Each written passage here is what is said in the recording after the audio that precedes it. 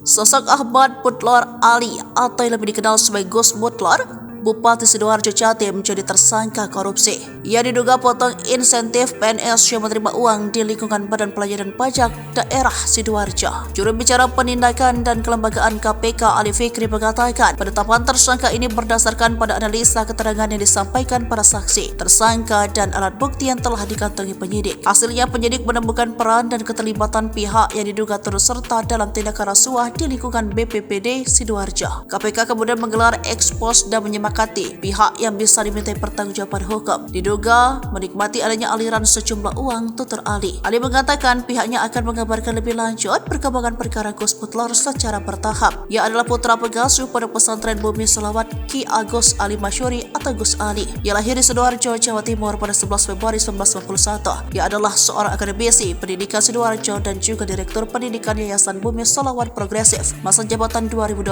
hingga sekarang. Selain itu, ia menjabat sebagai Sekretaris JP Ansor Sidoarjo sejak tahun 2015 hingga sekarang. Gus Mutlor merupakan anak keenam dari tokoh besar NU Ki Agus Ali Masyuri atau Gus Ali.